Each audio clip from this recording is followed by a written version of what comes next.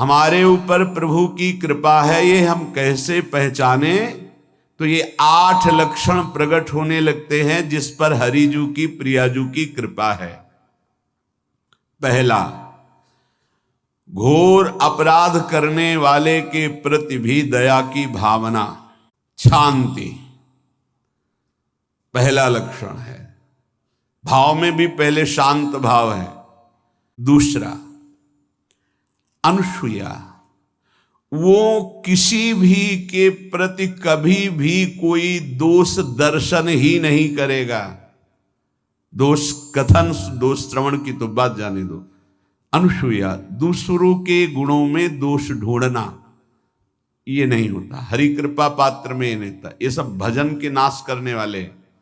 तीसरा, वो बाहर से और भीतर से पवित्र रहता है। हरि कृपा पात्र, शौचाचार का ज्ञान होना चाहिए, वस्त्र आपके पवित्र होने चाहिए। ये बाहरी जल रज आदि के द्वारा बाहरी पवित्रता, और निष्कपटता, निश्चलता, सत्य भाव, ये अंदर की पवित्रता है। अगर कपट है, छल है, असत्य है तो हृदय मलिन रहता है। भीतर और बाहर से पवित्र रहना, इसमें खास बात क्या है? भीतर और बाहर से पवित्र रहने में, भीतर और बाहर से सदैव पवित्र कौन रह सकता है? तो बोले जो पुंडरीकाक्ष भगवान श्री हरि का प्रियाजू का स्मरण करता रहता है वो शवायाभ्यंतर शुचि, वो बाह्य और अभ्यंतर दोनों से पावन रहता है। तीसरी जो कृपा का लक्षण है, अर्थात वो सदैव भगवत चिंतन परायण, शौचाचार का पालन करने वाला, बाहर और भीतर से हरि कृपा पात्र पवित्र रहता है। चौथा, ऐसे कार्यों का अनुष्ठान न करे जिनमें हमारा भजन छूटता है, जिनमें सत्य छूटता है, जिनमें भगवत भाव छूटता है। जैसे आपके ऊपर कृपा हुई, आप भगवत मार्ग में चल रहे हैं, अब आप ऐसे संसारिक कार्यों का अनुष्ठान कर रहे हैं जिनमें आपकी चित्तवृत्ति बिल्कुल भगवत विमुख हो रही, तो जीवन का लाभ क्या होगा? लाभ तो है भगवत स्मरण सहित। जैसे कल एक ने प्रश्न किया कि मैं खाता तो नहीं हूं लेकिन मांस की दुकान में मांस बेचता हूं, होटल आदमी, क्या उचित है? ये उचित कैसे हो सकता है? तुम और भी तो व्यापार कर सकते हो। जरूरी है धर्म का पालन करने की इच्छा करते हो, धर्माचरण करते हो, ऐसा नहीं। तो विरत बहुकर्मा, उन कर्मों से हमें विरत रहना है जो हमारे धर्म के विरुद्ध है, जो भजन के विरुद्ध है। हरि कृपा पात्र ऐसे कर्मों का अनुष्ठान कर ही नहीं सकता। अपने भजन का फल देखना भगवत कृपा पात्र के, सबको प्रदान कर देना। हिम्मत है? अपने भजन, इतनी मेहनत से किया हुआ भजन, भजन होने के बाद हे प्रभु इस भजन का फल हो, सर्वे भवन्तु सुखिना सर्वे सन्तु निरामयः। यहां तो कहते महाराज एक माला रोज आपके लिए करता हूं कि आपकी बीमारी ठीक रहे, तो शेष किसके लिए करते हो प्रभु? शेष क्या? अगर इष्ट और गुरु के लिए तुम्हारा है कि एक माला करते तो फिर इतनी माला करते तो हमें क्या होगा? सब आपको दे देंगे तो हमें क्या होगा? तभी भजन का रहस्य नहीं जाना। छठवां, अपने भजन से अपने लिए कुछ भी ना चाहना, और दूसरों की तो बात जाने दो, दूसरों से कुछ ना चाहना ये तो ठीक है, अपने भजन से अपने लिए कुछ ना चाहना है हिम्मत। देखो ये हरि कृपा पात्र में हिम्मत होती। अपना भजन अपने प्रयोग में ना लाना, इसका भी आंतरिक रहस्य है।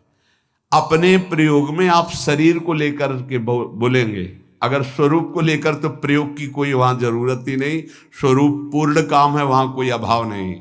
जब आप कोई भाव अपने लिए करेंगे तो देह भाव होगा, देह भाव से किसी विषय की मांग होगी। विषय पूर्ति भजन का फल नहीं होता, भजन का फल होता विषय निवृत्ति।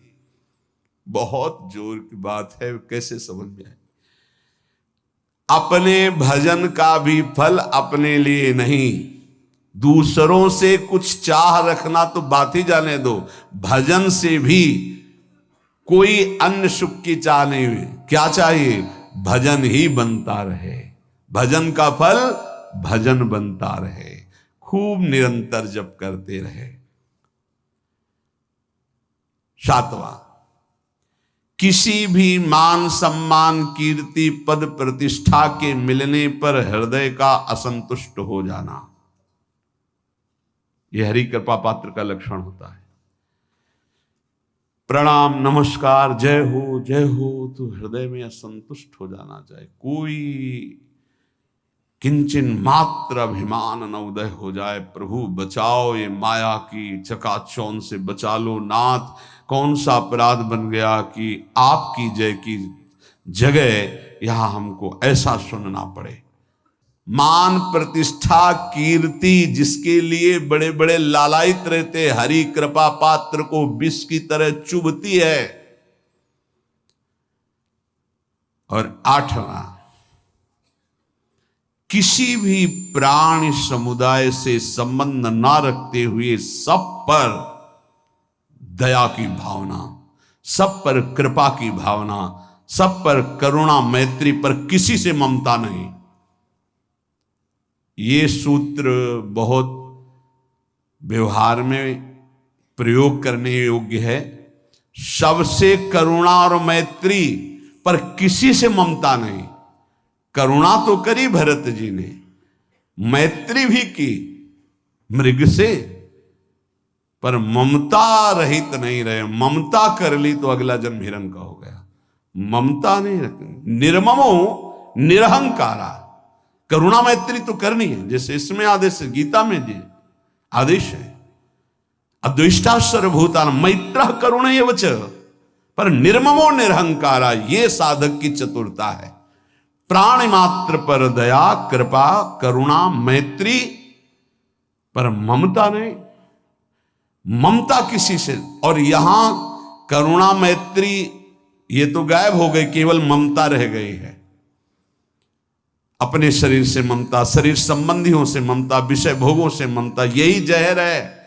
संबंध में ये ममता ही जहर है, विचारों में अहंकार जहर है, कर्मों में ये आसक्ति जहर है।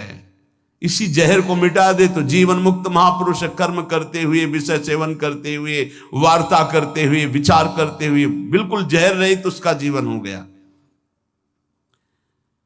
तो ये 8 बातें हरि कृपा पात्र में होती हैं, इनको बार बार सुनना, हृदय में धारण करना।